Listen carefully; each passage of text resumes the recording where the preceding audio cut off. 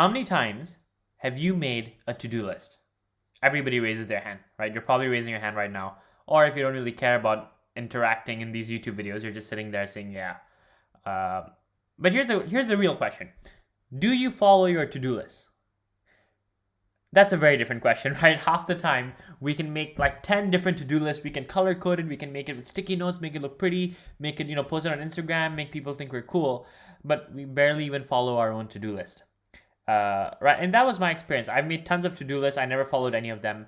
And it took me a while to figure out what actually works. So it took me a while to figure that out, but I'm going to show you how to do it. It's super easy. And once you get it, you will never go back to those weird to-do lists ever again. All right, so super simple.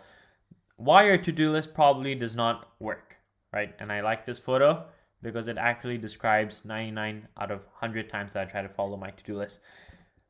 This is how most to-do lists look like, and this is probably how you imagine yourself doing and accomplishing your to-do list. Just, it's like the perfect studying day planned out, right? Couple of key features that you can notice from here. First, it's very specific, right? You can even see over here, it says, I'm going to study Eco Chapter 2. I'm going to write my English commentary. I'm going to start studying Math 2.1. Okay. Another thing is it's very time specific. So you've regimented your time. 8 a.m. I wake up, 9 to 11 I do math, 11 to 11:30 I take a break. Very, very time specific. And this is how we imagine our perfect studying day to be, right? The day before you could probably have done nothing, but you say, okay, tomorrow is going to be that day. It's going to be the productive day, and you make it something like this. And what ends up happening? This is what ends up happening. You'll wake up. You'll do a bit of your plan. Maybe you wake up at 8 a.m. From 9 to 11, you actually do your math. You take your break, and then a big haze of confusion, and then you probably do a bit of studying sometime throughout the day. A lot of people just procrastinate the whole afternoon and night until like before they sleep, and then they do a bit of studying then. Or some people will just not even do any work after this, or you know what I mean? Like you'll do a little bit of your plan, and then it just doesn't work. And this is how you feel. So instead of this happening to you, this ends up happening to you. And we have all felt that at some point. So why is it like this? Well, here's the thing.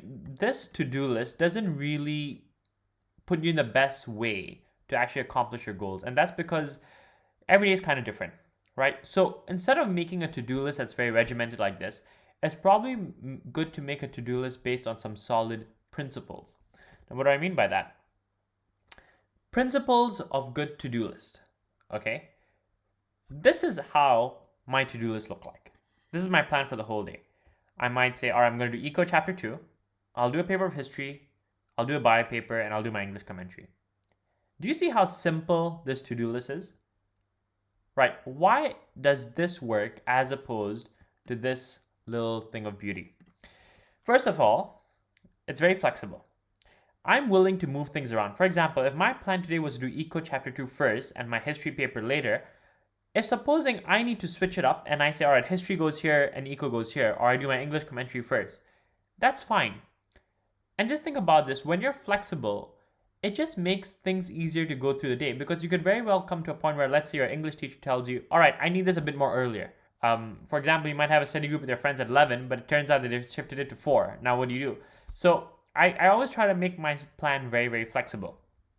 Another thing, and this is very important, expect interruptions.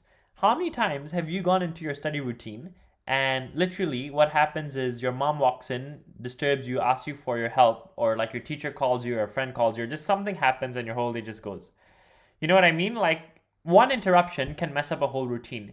But when you expect that interruptions and say, all right, my routine is probably not going to go exactly as planned, most likely I'll only be able to do about 70% of the stuff I've actually planned to do. That's fine. These things happen. It will help you a lot. Another thing is never be too specific. Keep a rough outline. So you can see, like, I know roughly what I'm doing. Like, I know I'm going to focus on Eco Chapter 2. I know I'm going to do a bio paper. But it's not ultra specific like this, It's not so specific like, all right, this is exactly what I'm going to do and I'm not going to do anything else. This is like, it's like a rough outline. This is what I want to do, but it may change based upon the day or based upon my needs.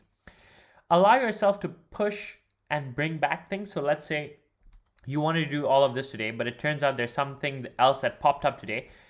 Move your English commentary tomorrow. Move your history paper 1 to tomorrow. just allow yourself to like switch things even throughout the week. Like instead of doing something tomorrow, you can bring that back today if it's easier for you to accomplish today, and move something from today to tomorrow. This way you're flexible and you're actually doing things according to how your day allows you to do them. And this is probably the most important thing. Different things take different energy. And what do I mean by that? Well, different types of studying drain you different ways. Like maths probably does drain you more than like reading a chapter of English. Or, for me, doing biology was much easier than doing business. It's different things take different energy. It's like 1 hour of running versus 1 hour of walking. So if you're doing something that takes a lot of energy from you, give yourself more of a break afterwards. For example, 1 hour of ESS may not be that hard on you, and you may be able to go for another hour. But if you're doing 1 hour math past papers, maybe you need to take a longer break. You can't do everything the same. You can't take a 30-minute break after 1 hour of math past papers and a 30-minute break after 1 hour of ESS. These things hit you differently. You know what I mean? So remember, try to keep a rough outline. Remember to give yourself breaks based on the type of thing that you're doing. Allow yourself to push and bring back things. Never be so specific. This is probably really important. Expect interruptions because they always happen. They always happen, right? And this is probably the reason why this to-do list doesn't work, because an interruption will happen here and it messes up your whole day, and now you have to remove everything and it's just too much work and you just don't end up doing anything. So yeah, this is the principles of good to-do list. This is literally my to-do list. Like, this is literally how I do stuff. Just a rough outline. I know roughly what I'm going to do. I give myself flexibility. I don't make it too time specific, and I'm not kidding, it works wonders. And I'm coming from a master procrastination background. Like, I am one of those people. If I make this, it will just not work. If I make this, I do a lot of work every day. All right, I want to let you guys know that I've released something called the IB studying checklist. Basically, I made a checklist to help you to get your day set up to do as much studying as you can without burning yourself out, studying longer periods of time, and a simple 3-step process to learn any concept in IB. This checklist is free. All you have to do is go to my Linktree and you'll be able to download it for free. And it's amazing. I've been getting tons of great reviews. I really like this from Alicia. The guide itself has kind of organized my brain. So I really recommend if anything to do with studying, even non-IB in general, this checklist will really, really put you in the best position to just learn. All right. Follow me on Instagram at iblikecole. I post stuff there that I do not post on YouTube, and hopefully, all right. Here's the photo credits of these pictures. Hope you guys have a great day, and let me know if I can help you.